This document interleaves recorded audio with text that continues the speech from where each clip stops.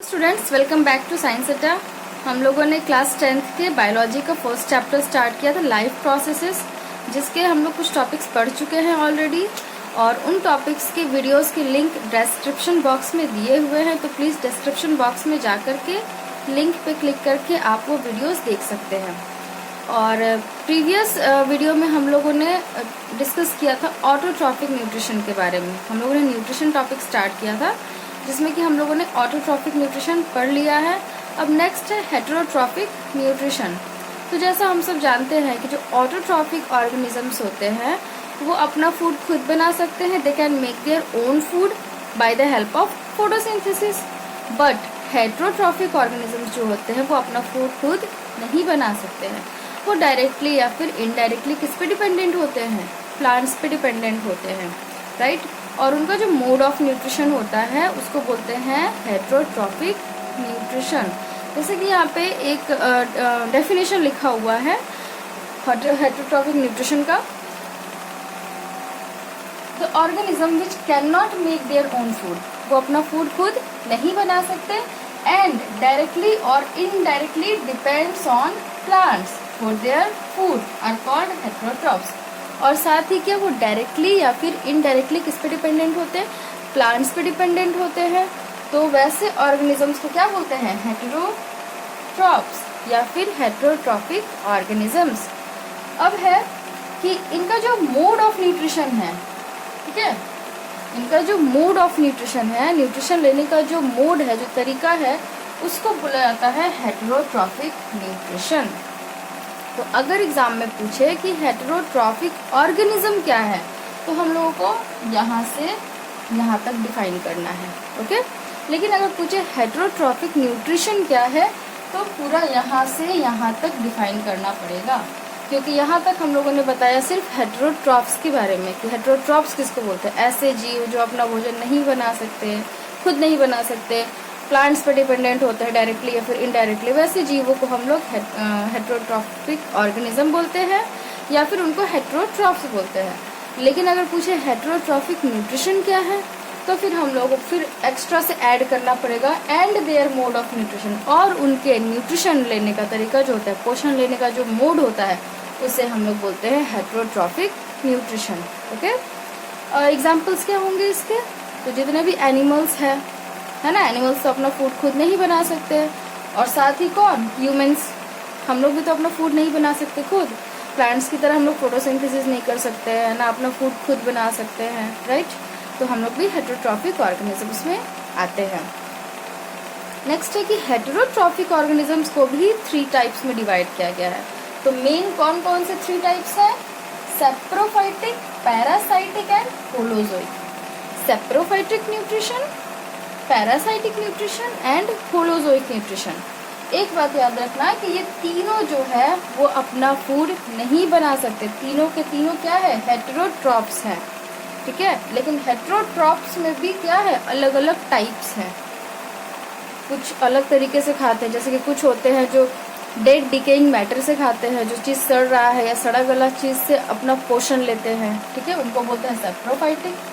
कुछ ऐसे हैं जो दूसरे के बॉडी पे डिपेंडेंट होते हैं, उनके बॉडी से फूड लेते हैं, है ना, उनको बोला जाता है पैरासाइटिक। और कुछ होते हैं होलोजोइक, जो कि फूड को खाते हैं, उनके बॉडी में वो जाता है तो डाइजेस्ट होता है, ठीक है, और उसका इस्तेमाल होता है फिर एनर्जी प्रोडक्शन के लिए। जैसे कि हमारे बॉडी में हम लोग जो फूड खाते हैं, हमारे बॉडी के अंदर जाता है, डाइजेशन का प्रोसेस होता है, फिर डाइजेशन के बाद जो डाइजेस्टेड फूड है वो हमारे सेल्स तक पहुंचता है, और वहाँ पे एनर्जी प्रोडक्शन होता है, यानी कि जो भी हम लोग फूड खा रहे हैं उसका टोटली क्या हो रहा है? यूज़ हो रहा है। तो वैसे न्यूट्रिशन को बोलते हैं होलोजोइक न्यूट्रिशन। जो भी ऑर्गेनिज्म इस तरीके से न्यूट्रिशन ले रहे हैं उनको बोला जाता है, उनके मोड ऑफ न्यूट्रिशन को बोला जाता है होलोजोइक न्यूट्रिशन। क्लियर? अब इसको एक बार डिफाइन कर लेते हैं हम लोग, तो ज़्यादा बेटर अच्छे से आप लोगों को समझ। नेक्स्ट है सेप्रोफाइट्स। सेप्रोफाइट्स किसको बोला जाता है? वो ऑर्गेनिजम्स जो कि अपना न्यूट्रिशन कहाँ से लेते हैं? तो डेड डिकेइंग मैटर से, मरे हुए ऑर्गेनिज्म के बॉडी से ले रहे हैं, ठीक है, और वो डीके हो रहा है। डीके होना मतलब वो सड़ रहा है, ठीक है। तो सड़े गले चीज़ों से भी हम लोग सिंपल लैंग्वेज में बोल सकते हैं कि वैसे ऑर्गेनिज्म जो सड़ी हुई चीज़ों से अपना न्यूट्रिशन लेते हैं वैसे ऑर्गेनिजम्स को बोला जाता है सेप्रोफाइट्स या फिर सेप्रोफाइटिक ऑर्गेनिजम्स। एंड उनके mode of nutrition and their mode of nutrition is known as saprophytic nutrition. The organism which take its nutrition from dead decaying matter, dead means मरा हुआ, डिकेइंग मीन्स जो सड़ रहा है, ठीक है। डेड डिकेइंग मैटर से अपना न्यूट्रिशन लेते हैं, उनको बोला जाता है सेप्रोफाइट्स, और उनके मोड ऑफ न्यूट्रिशन को सेप्रोफाइटिक न्यूट्रिशन। एग्जाम्पल मशरूम है ना, बहुत अलग अलग तरह के जो फंगी होते हैं, ईस्ट होता है, ये सब क्या है, ब्रेड मॉल्ड हो गया, सॉरी ब्रेड मॉल्ड है, ठीक है। तो ये सब सेप्रोफाइट्स में आते हैं। नेक्स्ट है पैरासाइट्स। पैरासाइट्स बताया था, पैरासाइट्स जो पराये पे डिपेंडेंट है, ठीक है ना, पराये के बॉडी से ले रहे हैं, इसलिए पैरासाइट्स नाम है इनका।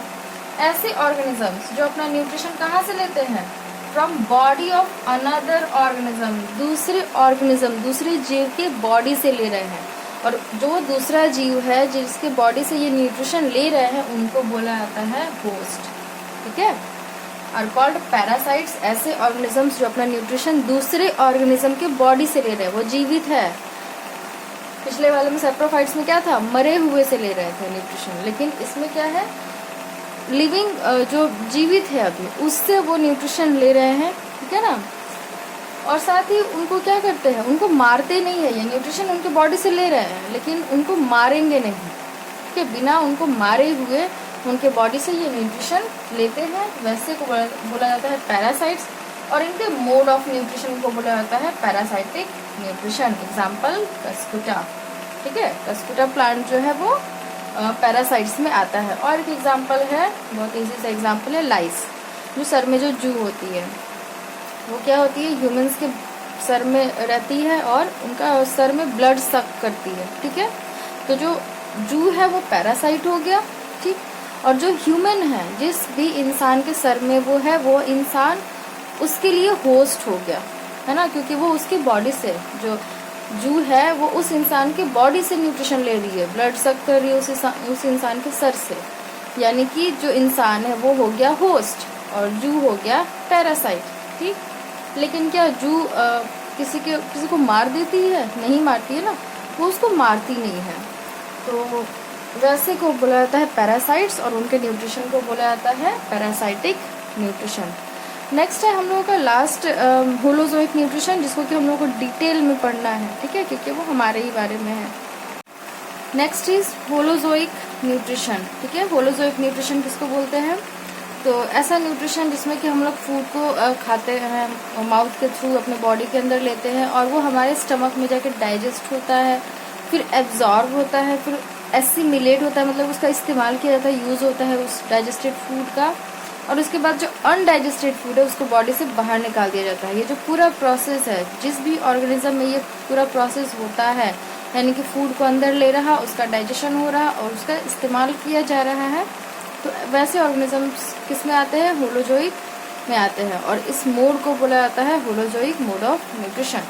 जैसे कि the organism which take in complex food, जो ऑर्गेनिजम्स है वो कैसे फूड खाते हैं, कॉम्प्लेक्स फूड हम लोग खाते हैं ना सारे के सारे, in their body and that food get digested and then absorbed are called holozoic organisms. जो भी हम लोग फूड खाते हैं वो हमारे बॉडी में जाता है और वहाँ पे जाके क्या होता है, उसका डाइजेशन होता है, वो डाइजेस्ट होता है, ठीक है, और उसके बाद वो एब्जॉर्ब हो जाता है और फिर उसका यूज़ किया जाता है एनर्जी प्रोडक्शन के लिए। तो जो भी ऐसे ऑर्गेनिजम्स हैं जिनमें ये सारी चीज़ें होती हैं वो किस में आते हैं, होलोजोइक में आते हैं, okay. And their mode of nutrition is called holozoic nutrition, और उनके न्यूट्रिशन का जो मोड है उसको बोला जाता है holozoic nutrition. Example dog, cat, man, animals है, साथ ही ह्यूमन है, उनमें होलोजोइक मोड ऑफ न्यूट्रिशन होता है। जैसे कि हम लोग अपने हाथ से खाना को मुंह में डालते हैं, ठीक है, मुंह में डालने के बाद जो हमारा माउथ है, जो टिथ है, उसको च्यू करते हैं, अच्छे से चबा लेते हैं, फिर वो हमारे स्टमक में जाता है, स्टमक में डाइजेस्ट हो जाता है ना, पूरी तरीके से डाइजेस्ट नहीं होता है बट फिर भी डाइजेस्ट होता है।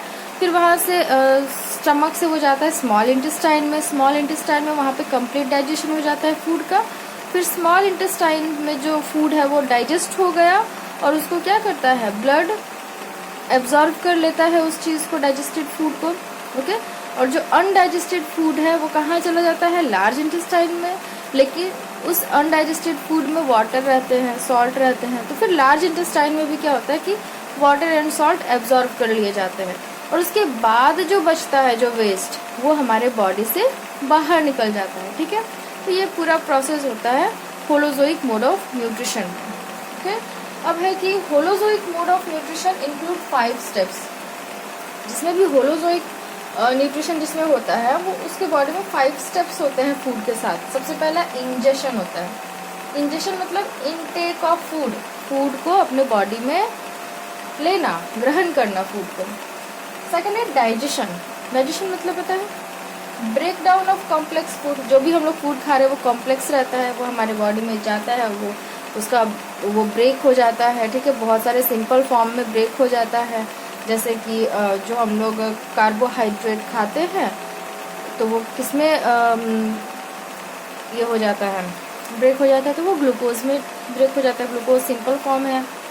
फिर है क्या बोलते हैं, जो प्रोटीन हम लोग खाते हैं वो किस में चेंज हो जाता है, तो एमिनो एसिड में। प्रोटीन हो गया कॉम्प्लेक्स, और एमिनो एसिड कौन सा फॉर्म हो गया, सिंपल फॉर्म हो गया। ठीक है, वैसे ही जो फैट खाते हैं हम लोग, वो फैट हो गया आपका कॉम्प्लेक्स फूड। ठीक है ना, और वो हमारे बॉडी में जब जाता है तो उसका डाइजेशन होता है, तो वो लिपिड एंड ग्लिसरॉल में चेंज हो जाता है, जो कि क्या है, सिंपल फॉर्म है फूड का। तो इस तरीके से डाइजेशन हो जाता है फूड का। फिर है एब्जॉर्प्शन। अब जो फूड डाइजेस्ट हुआ है उसमें से न्यूट्रिएंट्स क्या कर लिए जाते हैं, एब्जॉर्ब कर लिए जाते हैं। न्यूट्रिएंट्स को एब्जॉर्ब कर लिया जाता है, क्योंकि फूड क्यों खा रहे हैं हम लोग, न्यूट्रिएंट्स चाहिए हमें, तभी तो खा रहे हैं ना। और जो एब्जॉर्ब फूड है उसका एसिमिलेशन होता है। फिर एसिमिलेशन मतलब यूज़ करना। जो न्यूट्रिएंट्स हमें मिल गया फूड से, हम लोगों ने एब्जॉर्ब कर लिया ना, अब जो न्यूट्रिएंट्स हमें मिला है उसका क्या किया जाएगा, यूज़ किया जाएगा। यूज़ किस लिए किया जाता है, एनर्जी प्रोडक्शन के लिए, एनर्जी उत्पादन के लिए। लास्ट है इजेशन। अब जो एब्जॉर्ब हो गए न्यूट्रिएंट्स उसका तो इस्तेमाल हम लोगों ने कर लिया। ठीक है, अब जो फूड डाइजेस्ट नहीं हुआ है ना, अनडाइजेस्टेड फूड जो है वो हमारे बॉडी से रिमूव हो जाता है, उसका रिमूवल हो जाता है, और उस प्रोसेस को बोला जाता है इजेशन। ओके, तो 5 स्टेप्स है, याद रखना ज़रूरी है। सबसे पहला इंजेशन, इन मतलब कि अंदर ले रहे हैं फूड को। ओके, फिर है digestion, absorption, assimilation and egestion. ये इजेशन और इंजेशन में कंफ्यूज नहीं होना है। इन मतलब अंदर ले रहे हैं, तो याद रखना सबसे पहला प्रोसेस होता है इंजेशन, फूड को अंदर ले रहे हैं, और इजेशन सबसे लास्ट वाला प्रोसेस होता है।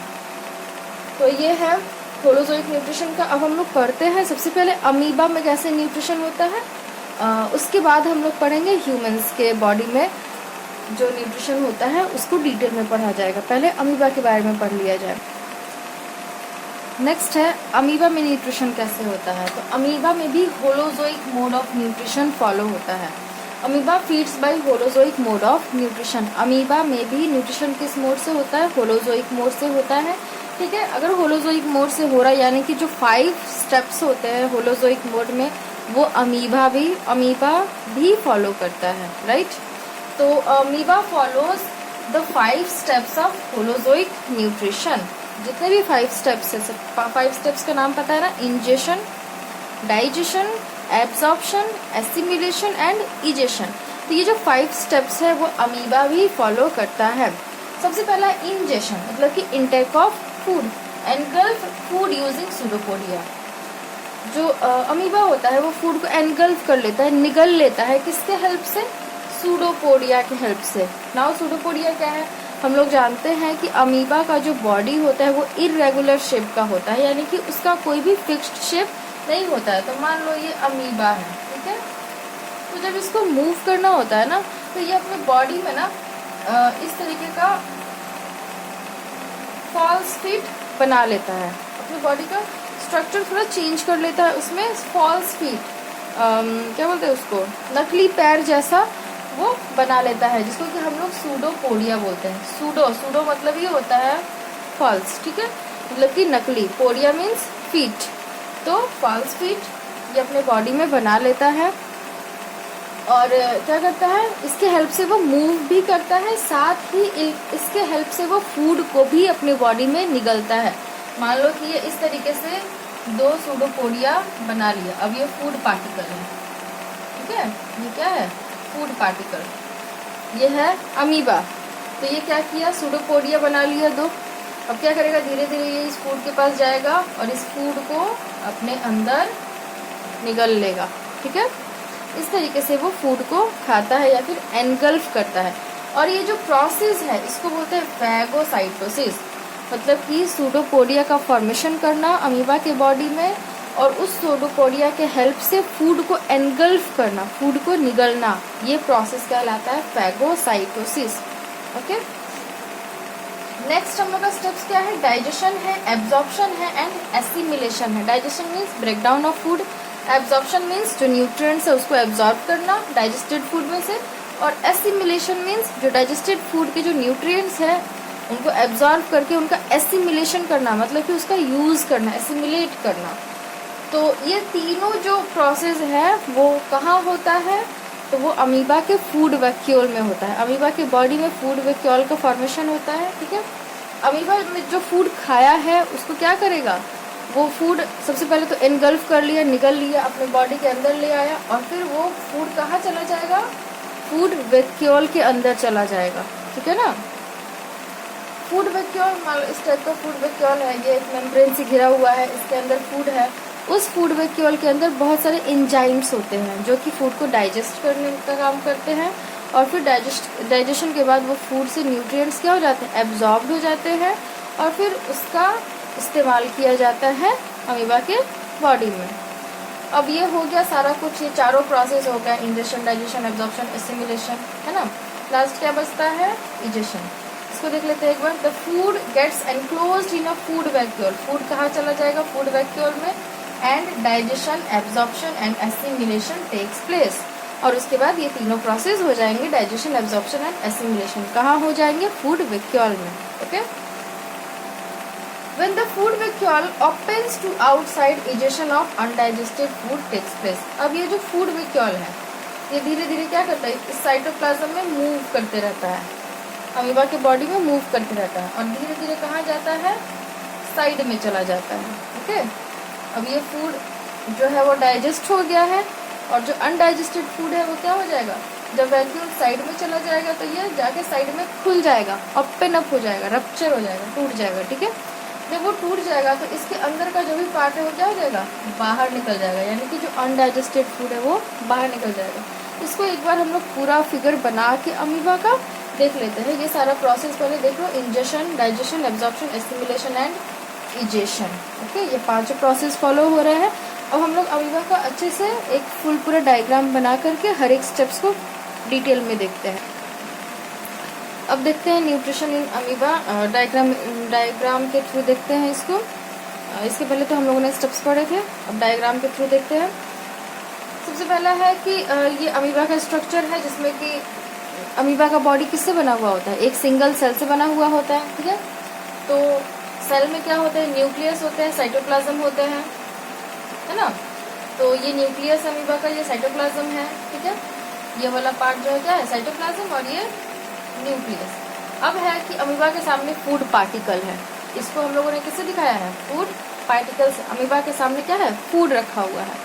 तो अमीबा क्या करेगा, उसको इंजेस्ट करेगा, इंजेशन का प्रोसेस होगा ना अमीबा में, यानी कि वो फूड को एनगल्फ करेगा, निकलेगा। तो क्या करेगा अमीबा, फॉल्स फीड बनाएगा या फिर सूडोपोडिया का निर्माण करेगा, उसके फॉर्मेशन करेगा, और उस फूड को क्या कर लेगा, चारों तरफ से घेर लेगा उसको, ठीक है, अपने सूडोपोडिया के हेल्प से, और फिर उसको निगल लेगा। तो ये प्रोसेस क्या कहलाएगा, इंजेशन। यानी कि अमीबा के सामने फूड पार्टिकल है, तो उसके बाद अमीबा क्या करेगा, उसको इंजेस्ट कर लेगा, एनगल्फ कर लेगा, तो वो पहला प्रोसेस हो जाएगा इंजेशन। अब जो ये फूड पार्टिकल अंदर आ गया तो वहाँ पे किसका निर्माण हो जाएगा, फूड वैक्यूल बन जाएगा, ये गिर जाएगा पूरा, तो ये क्या बना देगा, फूड वैक्यूल। और फूड वैक्यूल के अंदर जो फूड है वो क्या हो जाएगा, डाइजेस्ट होगा। तो यानी कि जब एनगल्फ कर गया उसके बाद का प्रोसेस कौन सा है, डाइजेशन, ठीक है। यहाँ पे डाइजेशन हो गया फूड का। डाइजेशन के बाद देखो कुछ न्यूट्रिएंट सिंपल फॉर्म में टूट गए, और ये क्या है, अनडाइजेस्टेड फूड रह गया। ये है क्या है, अनडाइजेस्टेड फूड, और ये डाइजेस्ट हो गया, सब न्यूट्रिएंट्स जो है वो सिंपल फॉर्म में आ गया। तो ये डाइजेशन का प्रोसेस हुआ। अब जो डाइजेस्टेड फूड है उसका एब्जॉर्प्शन होगा। तो यहाँ पे देखो दिख रहा है ना, सिर्फ अनडाइजेस्टेड फूड बचा हुआ है, बाकी सारे क्या हो गए हैं, एब्जॉर्ब हो गए हैं। ठीक है, ये अनडाइजेस्टेड फूड है, बाकी सारे क्या हो गए, एब्जॉर्ब हो गए हैं, सेल साइटोप्लाज्म में एब्जॉर्ब हो गए। उसके बाद एब्जॉर्प्शन के बाद एसिमिलेशन आता है, यानी कि एब्जॉर्ब जो फूड है उसका यूज़ करना। तो यहाँ पे एसिमिलेशन का प्रोसेस होगा। इसके बाद एब्जॉर्प्शन के बाद क्या होगा, सेल के बॉडी में उस एब्जॉर्ब्ड फूड का यूज़ किया जाएगा। उसके बाद लास्ट प्रोसेस आएगा इजेशन।